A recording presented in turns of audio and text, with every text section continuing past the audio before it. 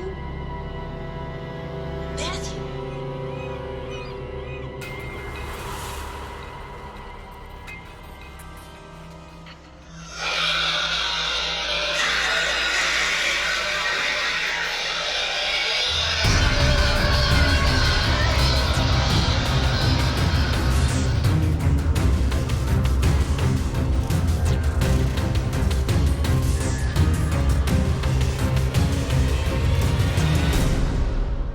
You've felt it, haven't you? That sense that something's off. But you can't quite say why. Everything looks the same, but underneath, something has changed. Welcome to Movies and Mailboxes. Today we visit Invasion of the Body Snatchers from 1978. This isn't just a remake. Philip Kaufman didn't just retell a story, he turned it into something darker. You might want to trust what you see, but should you? Not even the streets of San Francisco are safe. And here's the catch. You might not notice the invasion until it's too late. Our first stop, Civic Center Plaza, where it all begins.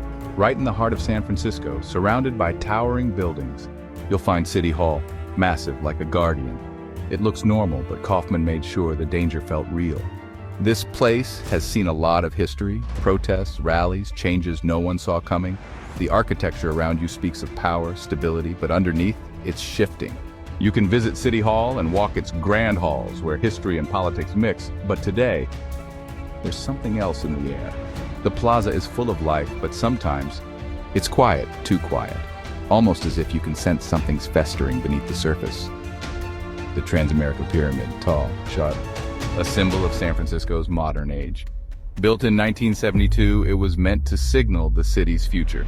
But in Invasion of the Body Snatchers, it feels different. Less like progress, more like a silent sentinel, looming over a city quietly unraveling.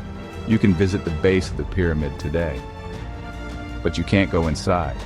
No one does, not anymore. But as you stand there at its base, you feel its shadow looming over you, and you wonder, who's watching and why?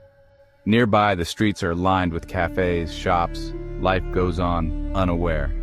But you feel something lurking just beneath the surface. Like the first subtle shift, look around. The city feels detached and you realize maybe it's already lost. Maybe it's time to scribe your own story in a city that's already changing. We arrive to where the silence grows, Lafayette Park. The kind of place you go to get away from everything. But here, in the film, this is where the invasion takes root. Kaufman shows us how easily things blend in. How something alien it can look so ordinary. The trees sway. The wind carries a gentle hum, but if you listen, really listen, you'll hear it. The park has a long history, a retreat for the wealthy, a place where the city's elite would escape.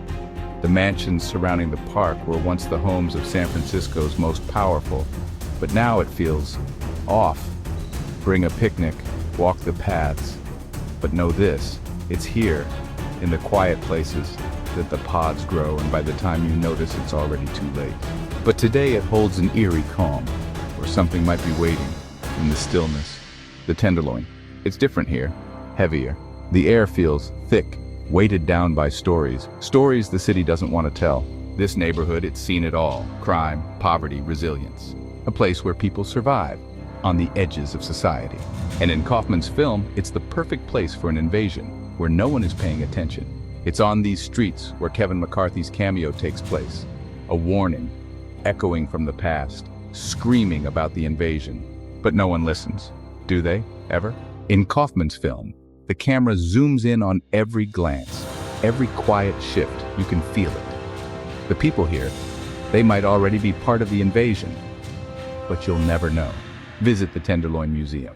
Learn the stories of those who lived here, those who fought to survive. But know this, the invasion doesn't start in the places people look. It starts in the places that people forgot about. The Tenderloin has always been a place for outsiders. A district that has witnessed everything from jazz legends playing in secret bars to the dark underbelly of society. It's gritty, raw, a place where the city's pulse beats. But you might not like what you hear or see. So, now just because this place was in the movie, doesn't mean you have to visit here. Fisherman's Warp, tourists everywhere, smiling and laughing. But Kaufman's lesson is that what feels normal is where the danger hides. Here, everything seems safe. The saltwater air, the sea lions barking at Pier 39, a bowl of clam chowder, everything just right. But beneath it all, something's shifting. Why Fisherman's Warp? Because Pier 70 is too far removed, too quiet. But Fisherman's Warp is busy, loud, full of life, and in a world where everything's changing, that's the scariest part. Explore the Maritime Museum, learn the history of the bay, walk the piers, and feel the energy of the place. But remember, what feels safe isn't always. The Wharf has always been a bustling hub, first for fishermen, now for tourists. But the waters tell another story. The Wharf sits on the edge of the bay, where the tides bring in life and take it away, just like the invasion. And here we are, back where we started. The city, still standing, but not quite the same. Maybe it never was. In Invasion of the Body Snatchers, it wasn't about what you could see, it was about what you couldn't. A quiet invasion, a shift that happened before anyone noticed. Before you go, make sure you're still with us. Leave a like, and let us know what you think in the comments below. And tell me, are you still yourself, or has the invasion already begun? As always, fellow travelers, stay safe out there until our next movie-inspired adventure. Thank you for watching, and happy Halloween.